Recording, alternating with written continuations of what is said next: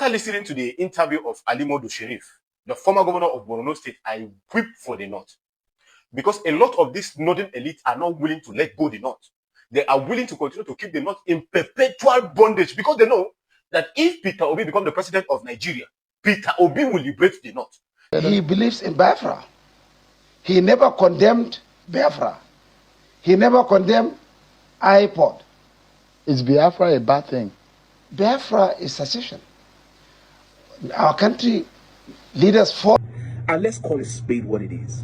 It's becoming one too many that we want to consistently and continuously scapegoat the Igbo ethnic tribe in Nigeria, and it's unacceptable. It is unacceptable because there is a history of violence targeted at that group since 1953 in our country. Listen, Caesar. Who started the Boko Haram crisis in Borno State? A governor, YangaLife Sheriff, addressed the press and attempted to insult the collective intelligence and memory of Nigerians. If APC can send an Ali Modu Sheriff, someone who has been accused of being linked with terrorism over and over again, they can send him to a national telly to go and speak against the Peter Obi, something is definitely wrong somewhere. And I'm going to say this one time, if you are a Nigerian, both home and abroad, you should be worried, you should be fidgeting, you should be scared.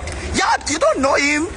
All right, with what played out in that interview between Sherrif and Ali Modu Sheriff, it means that Nigerians are not ready to take over their country. How can such person have the guts? You know the kind of background, what you have done, because he's working freely. The inviter or the person that invited Boko Haram in Borno State to come and help him win an election has that mind. You see the kind of mind that Nigerians have on air and be saying this kind of a thing against somebody that doesn't have any traces of, bad record in his 8 years as governor of Anambra State. Does that one reach to talk to Peter Obi? Does he reach in any way, in any form? Well, I blame ourselves, I blame the whole Nigerians for all these things that are happening because we just keep nonchalant against everything that is happening. Everything that happens, we swallow it. Something that is very clear that this man formed Boko Haram. In fact, somebody was saying that, let's invite Femi Falana for him. Another person say, is there no 2x2 inside that room where they are doing the interview?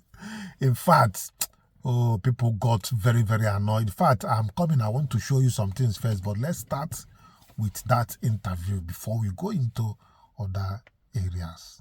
You heard what Mr. Peter Obi said. He's asking President Tinubu to resign or step aside. Do you think that's just reasonable to do, considering that President Tinubu at the time was also asking Goodluck Jonathan to step aside?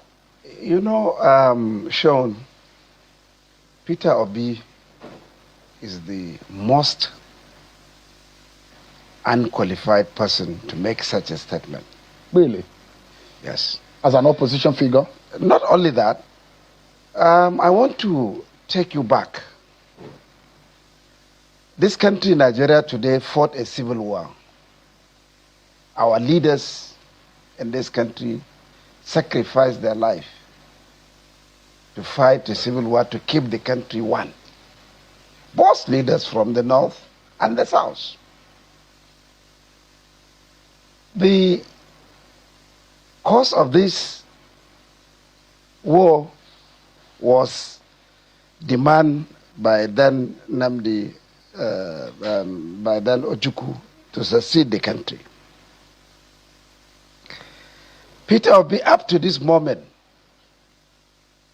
he is pursuing division of Nigeria. How? How? Because is that right? I mean, because what evidence do you have to say that? He believes in Biafra. He never condemned Biafra. He never condemned iPod. Is Biafra a bad thing? Biafra is secession. Our country leaders fought to keep the country together. He wants to divide Nigeria. How will someone who wants to be president of Nigeria thinking of dividing Nigeria? What is that your assertion? Correct? He should deny. He should come out to this station and say he doesn't believe in division of the country. He should deny. I am confronting, telling him this is what he stood for. And Nigeria in 2026, today, we have gone past that long time ago. Because our leaders, today, Nigerian leaders, a lot of them are having bullet wounds in their body.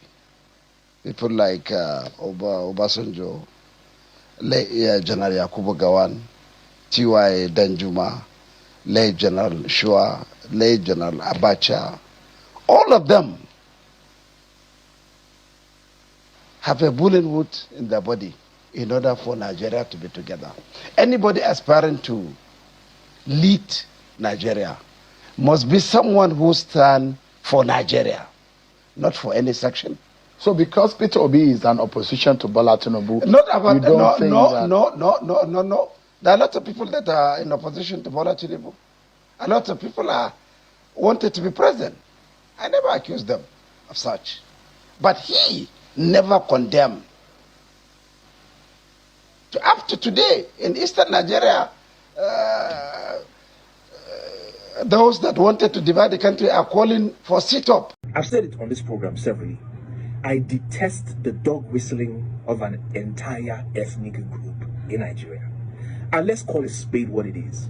It's becoming one too many that we want to consistently and continuously scapegoat the Igbo ethnic tribe in Nigeria, and it's unacceptable. It is unacceptable because there is a history of violence targeted at that group since 1953 in our country. Listen, Caesar, a meeting was held in Lagos, or not necessarily a meeting, in Parliament. Anthony and Nahoro moved a motion for the independence of Nigeria. The North opposed that motion, and at the train station, when they were going back to their constituency, they met a crowd that was essentially mocking them. They got back to the North. Chief Akintola led a tour across the North, to campaign essentially for the independence, to rally the North in support of Nigerian independence. Guess what happened after that? Riots broke out in northern parts of Nigeria, particularly in Kano, where over 240 Igbos were massacred. Were they the ones that demanded for Nigeria to have an independence at that time? In 1966, particularly in May, months before the Civil War happened, thousands of them were massacred across northern cities, and they had to flee to the east for safety because thousands of them were indiscriminately killed for what they knew nothing about, right? So let's not even talk about the Civil War and the hundreds of thousands that were massacred, and the fact that after 1970, this entire ethnic group had to start from the scratch again to begin to build their lives. And Caesar, look at what they have done since 1970. A group that left or started from nothing, went to Bauchi, went to Kano, went to Meduguri, went to Akure, went to Ogun State, and look what they have built in 40 years of hard work, grit, and no support from the federal government. Look what they have done from themselves. But what we consistently and continuously do is to signal hatred and violence against the group. And this thing has to stop. We can't continue a country. Listen, if you don't want a group of people to be a part, let them go then. I don't understand this. Every turn, there has to be an excuse to single out an ethnic group. Yes, if not that Nigeria has been degenerated to anything goes, somebody that has clean record, you have the guts on air to talk against him. I like what Shehu asked him, what is wrong with Biafra? This country, is there any unity in this country? Is there any unity at all? Have people not saying that people should go their way? Is it today that our leaders started saying it? I can now see that P2B is their nightmare. Ever since P2B has been their nightmare. And with all this pressure that is on, P2B will become the next president. Go and mark it somewhere. Yes. Anyhow they want it, that's what will happen. Well, so many Biafrans say that they are not interested in Nigeria election. And if you look at it the other way around, you'll see that people, the Southeast and the old Biafrans have, swallowed a lot. How can you kill more than 3 million people? You say you want people not to succeed. That this one carry wound for body, this other general carry wound for body. Now you won't carry wound now. You killed people, millions. Which kind eye, which kind mind you go still there with the relatives of those people you killed in the same country? Which kind mind, which kind heart? In fact, it's very unfortunate. But let's watch the reactions of people concerning what is going on. Something is definitely wrong somewhere. I don't mean to be a bearer of bad tales, but good morning, trenches. Please help me tag who you can tag in the comment section. If APC can send an Ali Modu Sheriff, someone who has been accused of being linked with terrorism over and over again, they can send him to a national telly to go and speak against the Peter Obi. Something is definitely wrong somewhere. And I'm going to say this one time: if you are a Nigerian, both home and abroad, you should be worried. You should be fidgeting. You should be scared. Yeah, you don't know him. I don't want to shout.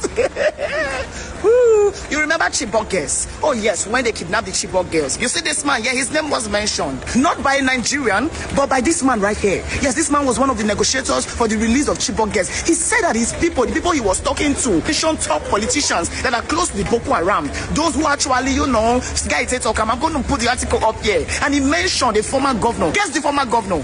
Guess now, Ali Modu Sheriff. You know what person they tell you, say, oh, person when they talk to get level to the people. Don't worry, you know the politicians. We see the person here. That is the same person going on TV to talk about Peter Obi. These guys are so scared in security might end if Peter Obi comes in. They are so scared. For them to send an Ali Modu Sheriff in a same country, this man will be in jail. In a same country. What's the name of this EFCC chairman? He will be roasting his brokers day and night. But no, he would rather carry me. He would rather carry me. This man, two-time governor of Borno State, was alleged to have mismanaged 300 billion. When you talk about the insecurity in the north, these are the people that should be grieved. Sorrow. I saw the interview yesterday. A shock. I would prefer a Sheikh Gumi over this man. Nah, Nigeria is not a real place. That's what I tell you again. If you are a Nigerian right now in 2026, you are watching an Ali Modu Sheriff, you should be worried. You should be scared. The Desiani, the posting is corrupt. You know Desiani, this woman now, and even if you can do what we don't understand. Desiani money touching hand, 450 million. But you keep saying that, oh, they investigated, no conviction. That is the problem of Nigeria, because these people don't get convicted, the crimes repeat in a circle. And tomorrow they become our heroes. Look at Ali Modu Sheriff in television. They're supposed to wipe a code. I'm in a public space. I'm disgusted. In fact, if I did not have confidence in Peter Obi before, now I know there's something there these people are desperately chasing. You too. In fact, if you not get belief before, now you're supposed to body. Because if Ali Modu Sheriff can be granted an interview, we are close.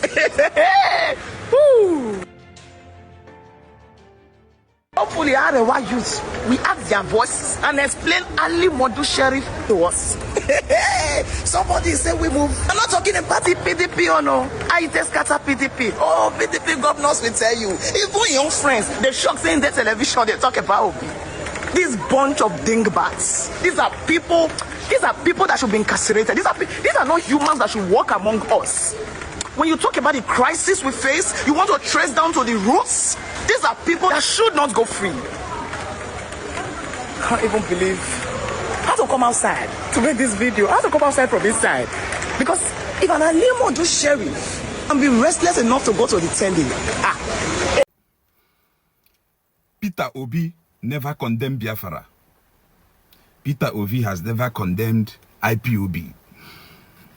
And he wants to divide Nigeria. That is why he wants to become president. These are the exact words of Ali Modu Sheriff, the former Borno State governor. He made this statement during an Arise TV interview.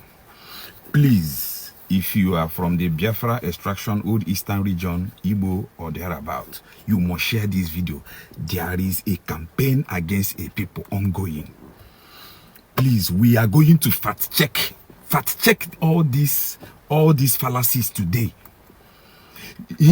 Now, when he made this statement, so many people come out and said, he himself, has he ever condemned Boko Haram? Or no, this is exactly what he wants you to say.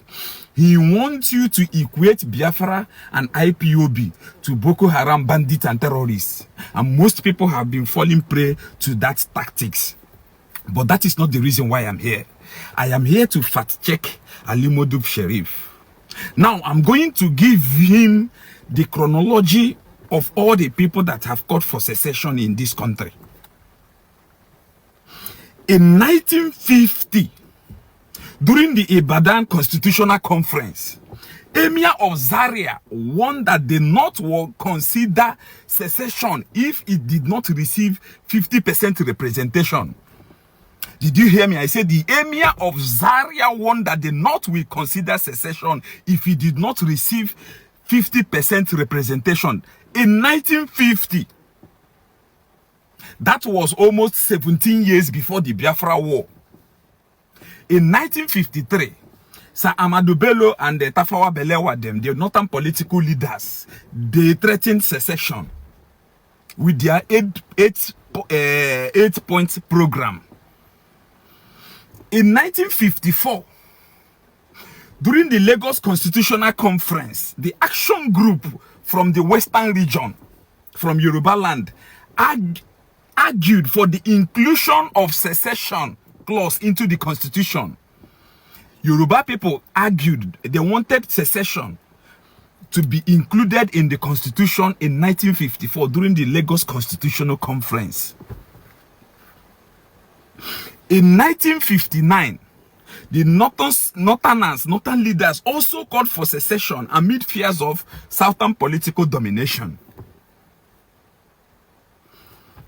Ali Modu Sheriff, are you listening? Please, you must share this video. I want you to get to all these people because they have lined up most people like him to come and start saying all this rubbish. In 1990, Frederick Fasehun, a Yoruba man, supported Yoruba self-determination during the political crisis after the 1993 election annulment, June 12 annulment. The Yoruba man supported the self-determination of Yoruba people because of that crisis. In 2017, a man called Ango Abdullahi stated that if coexistence is impossible, peaceful separation should be considered.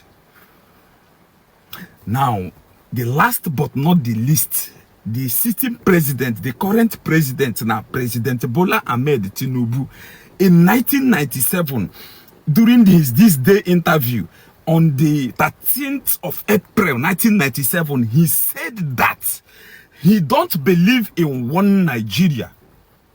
He made this statement while in exile during the Sani Abacha military era regime. President Bola Ahmed Tinubu made this statement while in exile. He said that in this day interview that he don't believe in one Nigeria. So Ali Modu Sheriff, have you and other political leaders condemned? Have you people condemned Sir Abubakar Tafawa Balewa for calling for secession in 1953? Have you condemned Ahmadu Bello for calling for secession in 1959? Have you condemned the action group for calling for secession in 1954? Have you condemned Frederick Fasehun for calling for secession in 1990? Have you condemned the Ango Abdullahi for calling for peaceful dissolution in 2017? Have you condemned the president Bola Ahmed Tinubu for saying that he don't believe in one Nigeria in 1997? The era where you people come and make fallacious statements and try to ignite a people, to gaslight a people, have come to a conclusive end. Anything that you bring will fact check you. Please, you must share this video.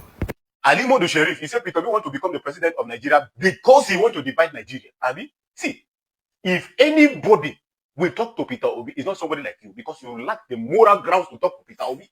You lack it. After listening to the interview of Ali Modu Sheriff, the former governor of Borno State, I weep for the North. Because a lot of this northern elite are not willing to let go the North. They are willing to continue to keep the North in perpetual bondage, because they know that if Peter Obi becomes the president of Nigeria, Peter Obi will liberate the North. The highest beneficiaries of this Peter Obi presidency will be the North. Someone that has never condemned the activities of Boko Haram, ISIS, or that terrorist group in the North. He has never.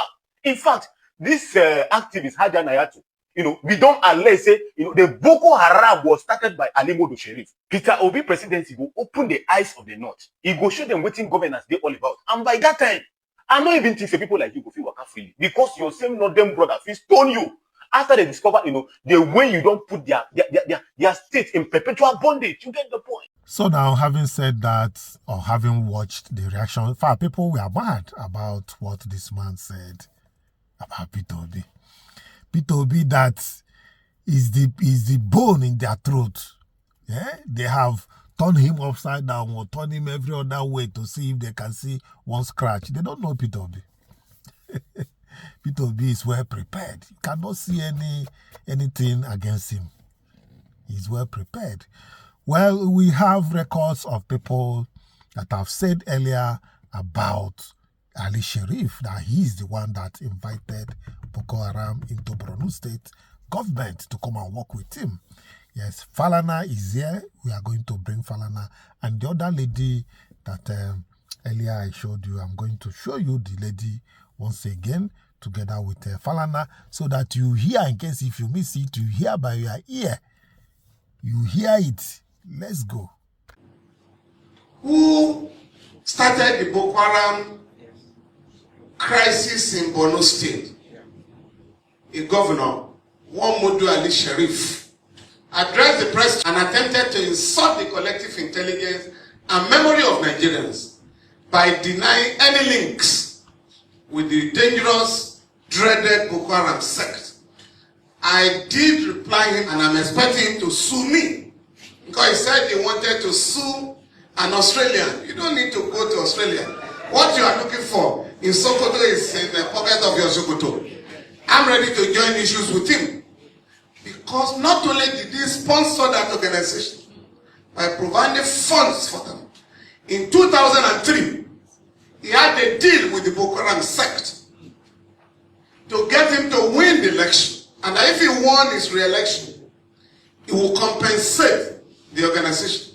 When he won that election, he appointed Alhaji Bugu as the Commissioner for Religious Affairs to implement Sharia in that state.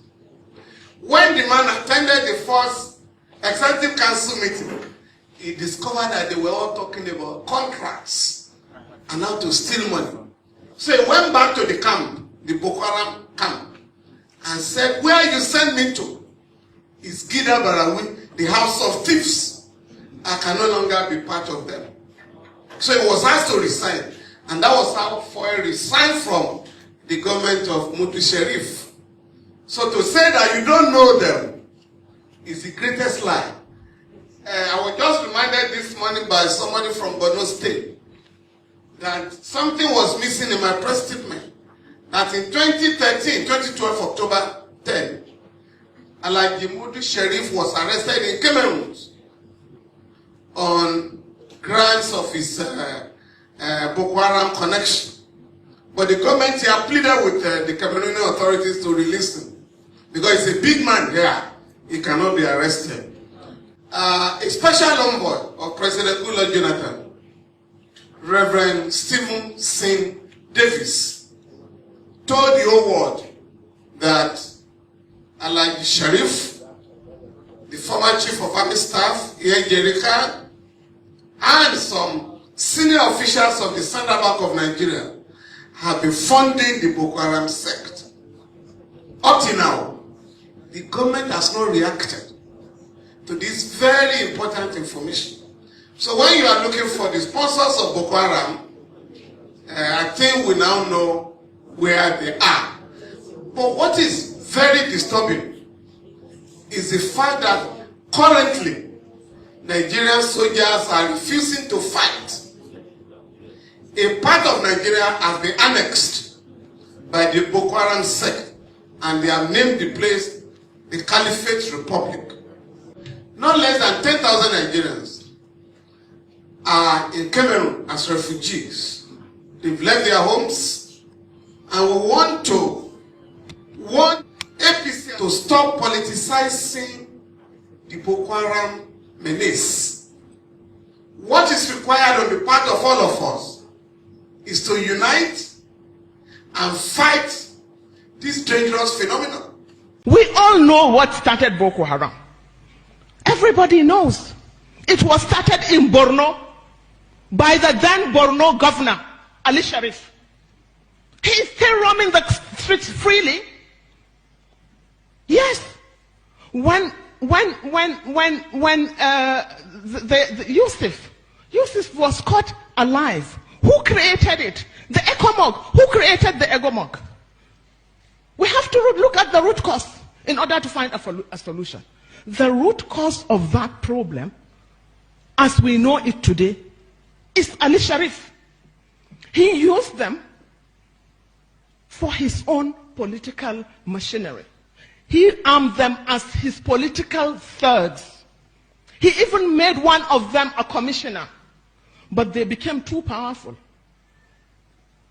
And they had no option but to try an elimination, which was not possible, and which we are all paying for.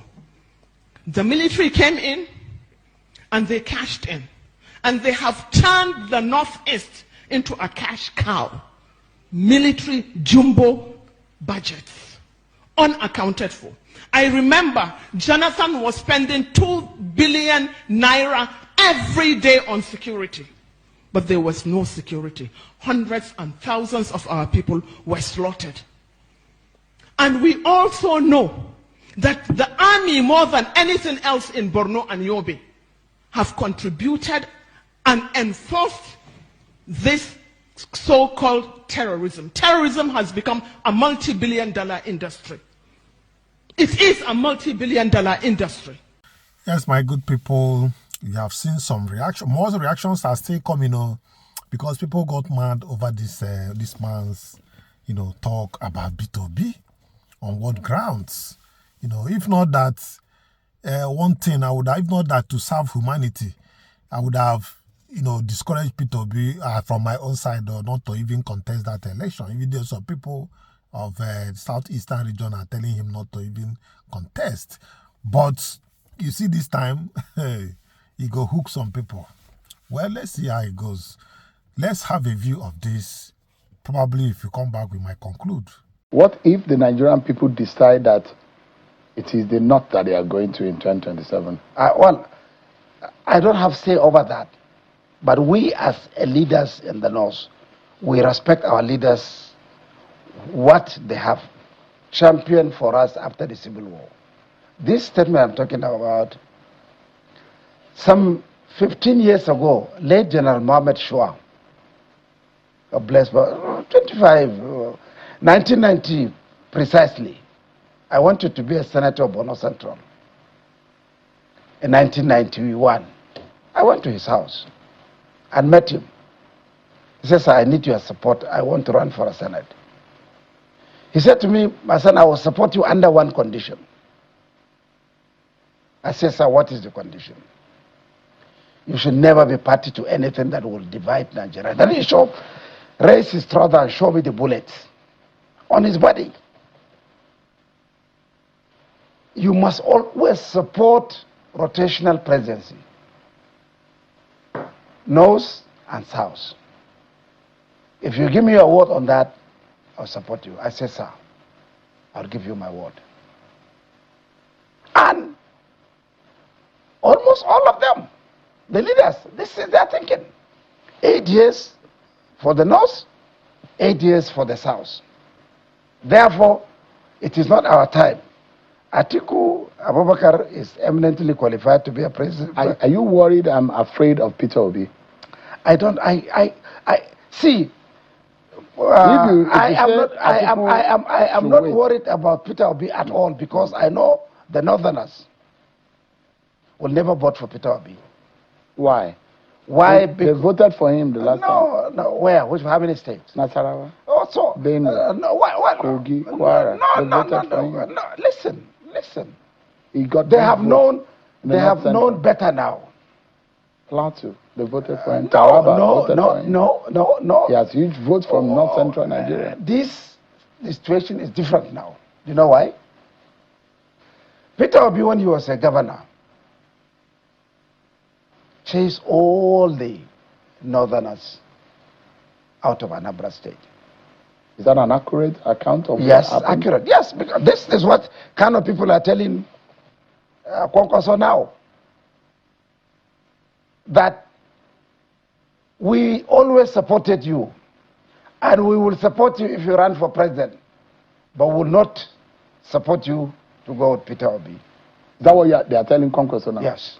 Let me, finally, Your Excellency, you accuse Peter Obi of not condemning IPOB, and you are accusing him of this and that. There are those who will say what is happening in northern Nigeria is debilitating, is causing a lot of concern. Are you able to condemn those who are against killing people, abducting people in Of course, Boko Haram? I condemn all of them. Anybody, listen, this is shown. What about those repentant? Do you think that we should be talking about repentant Boko Haram members? Shown all these issues that I don't condone.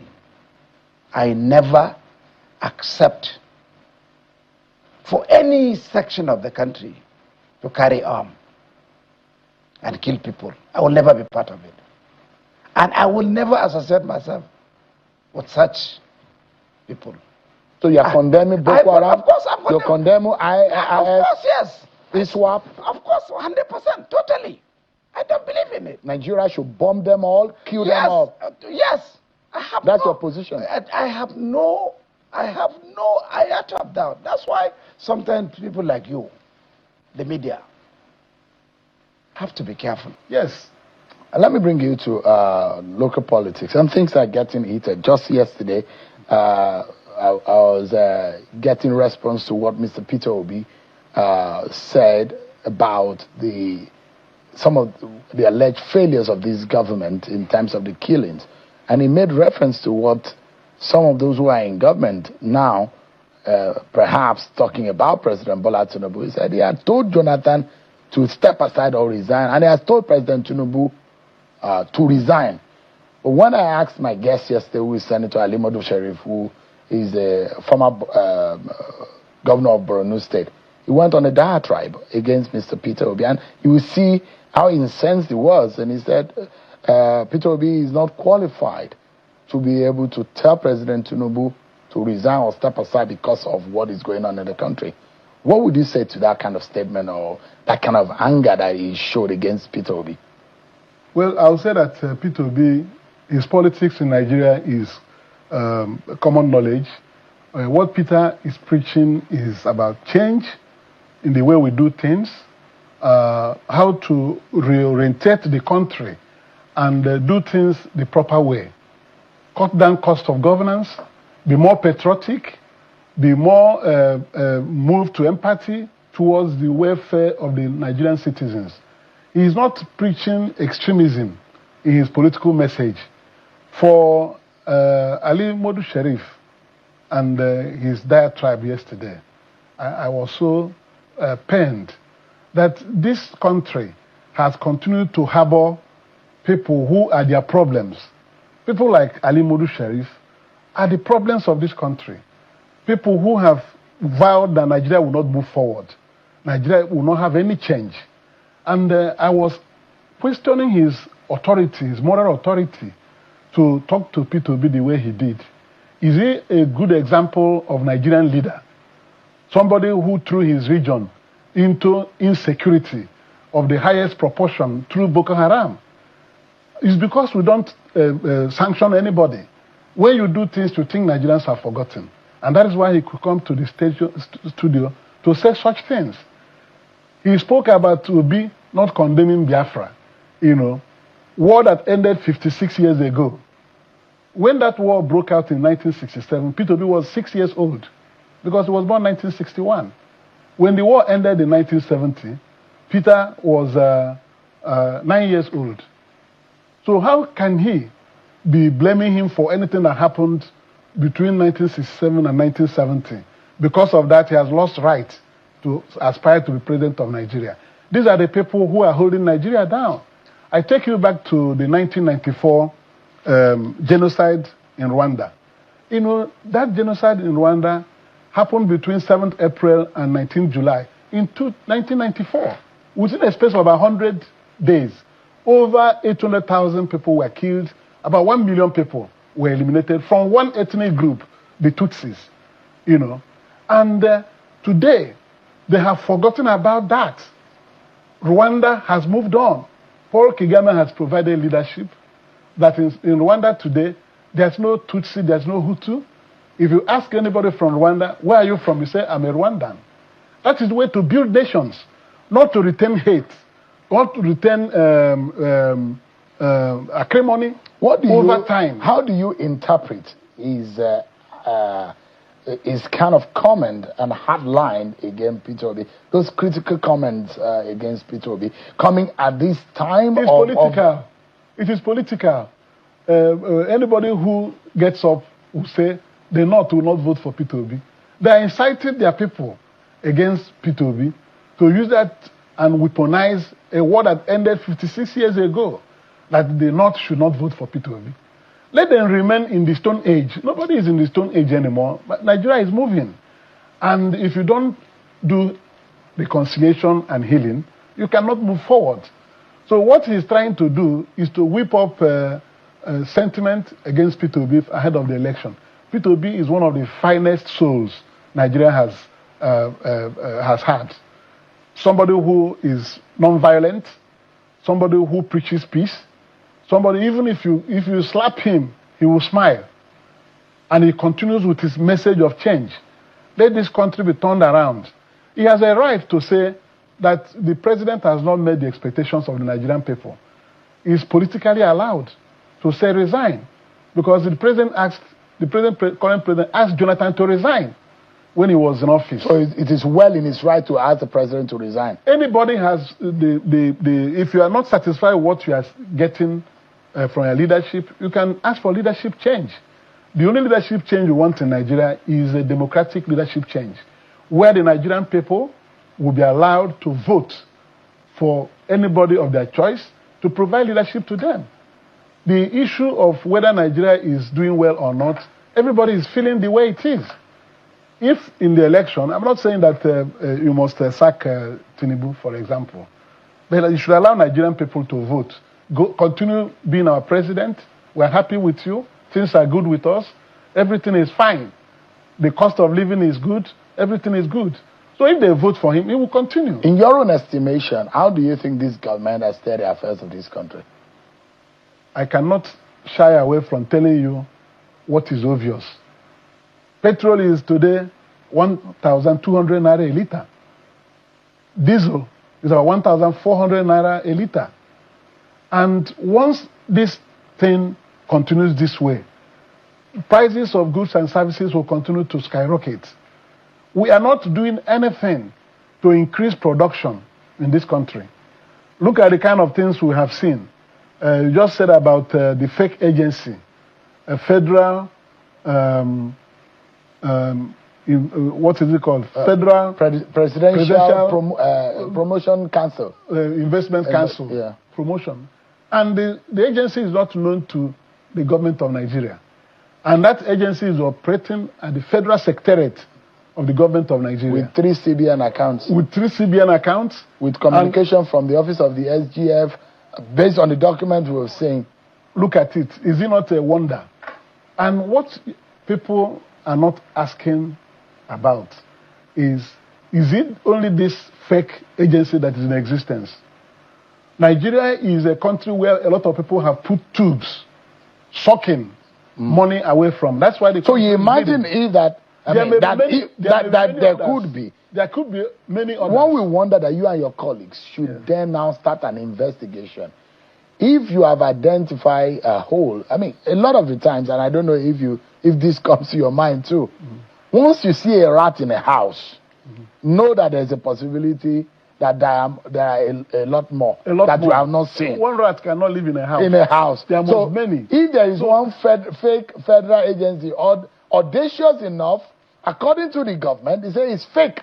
If that fake agency is audacious enough to have his office in the federal secretariat, audacious enough to have 3 CBN accounts, audacious enough to have his budget, line in the national a code on the budget. The Minister of Budget and Planning, recognizing this fake agency, gave it a budget line code. And audacious enough if you're not to have. I even understand that some of them have diplomatic passports who are working in that office. Oh, what are you saying? And there are a long list of issues that raise a lot of questions. Presidential Foreign Intervention Promotion Council. Look at it, very lofty name.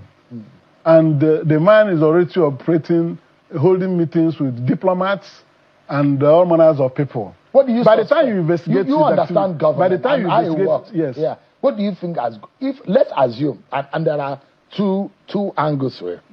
Let's assume that this was not ab initio, not fake. Because it's possible the government says it is fake after what? But maybe it started as not a fake agency, but it has now been disowned. Because the federal government needs to come forward and give Nigerians a full disclosure, a full account beyond what we are going to be hearing in court. The presidency has denied to the extent of the involvement of Mr. Gbajabiamila. But as a government of Nigeria, we need to find out how this all started, how the employment letter, if it was, who is paid for almost 2 years. There are people working in the offices of this fake agency. Who is paying them? Head of service correspondents, SGS correspondents, a lot of correspondents from Ministry of Finance, Ministry of Foreign Affairs to this fake agency. What do you suspect could have gone wrong? The decadence in our system is of dizzying height. That this agency could operate the manner it has operated, and nobody has any precise information as to how it started, how it became an agency of government, in quote, assigned rooms at the Federal Secretariat. The head of service of the Federation is the one who manages the properties of the government, allocating offices to agencies of government. So how could they be operating, receiving salutes from people, from workers and all that, without any legitimacy? Who made him the Director General of this agency? Because the Director General of an agency must be appointed by government and to be appointed by the President indeed.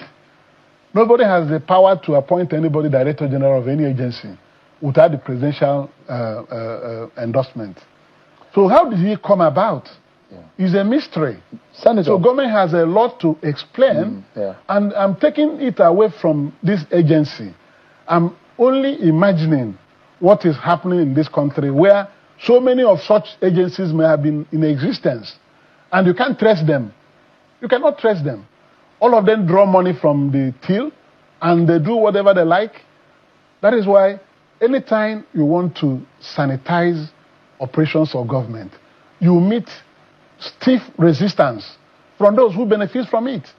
There are so many billionaires in Nigeria that are not doing anything, any visible business. Part of the allegation the man is making is the fact that it was when there is a demand or request for about 20-something billion naira. That was what the thing. What is alleged? Those are but there is now there's a cease and desist order, and there is a defamation lawsuit of 10 billion naira coming from Mr. Gbajabiamila's lawyers.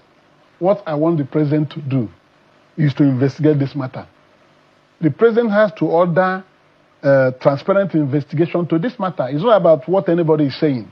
Slamming a lawsuit against somebody. Does it in any way affect the reputation of this government? Of course it does. Otherwise, why are they scampering? Why are you slamming a lawsuit of 10 billion naira against somebody who said he had any relationship with you?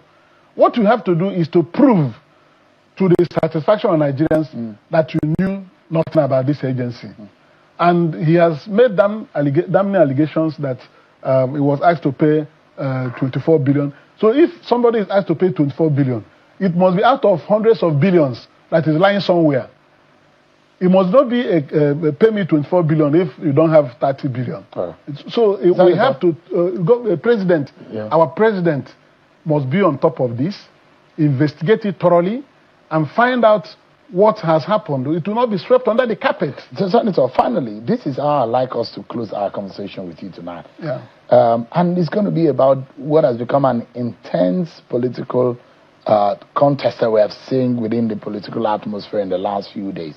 And it's about your very good friend, Mr. Peter Obi, who secured millions of votes in 2023 and significantly altered Nigeria's political landscape. There are a lot of people who thought that he's insignificant nationally, politically speaking.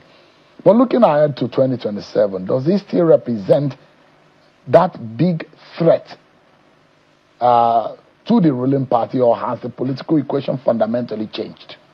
Nothing has changed, because the issues he came out to campaign against had remained the same, or even worse. It was offering Nigeria real change in the way we do things, cutting down costs of governance, and making welfare of the citizens primary in all the government policies. What we have seen ever since 2023 has been the same issues bothering Nigerians: insecurity, high cost of living. Today, can you imagine that for you to fill your tank, you'll be spending close to 200,000 naira? If you have 2 cars, you want to fill it, to be about 500,000. So it is not stopping, and there's no hope that this thing will drop. Many workers don't go to work with their cars anymore. So the challenge is still there, and the end is not in sight. For him, I would think that he's still very, very dreaded. Otherwise, government would have ignored him. Can he win? He will win. That's why they don't want it to be in the ballot. All the chase around against Peter Obi is because they know that Nigerians love him. And they're doing opinion polls. Take it from me. Government is conducting opinion polls through the people they pay. And the result they turn back to them are stunning. That instead of diminishing, the man is rising by the day. In stature and in profile. So you have to worry about such a candidate. All right, Senator. Yes. Thank you so much indeed. Senator Victor Ume is a federal lawmaker representing Anambra State in the National Assembly. Many thanks indeed for your time tonight. Thank you, Sharon. I appreciate it. Viewers, I thank you for coming along in this particular video. And if you have not subscribed to YangaLife channel, please click on the subscription button, notification bell, like this video, and don't forget to share it. I am still Chinedu till I come your way next time.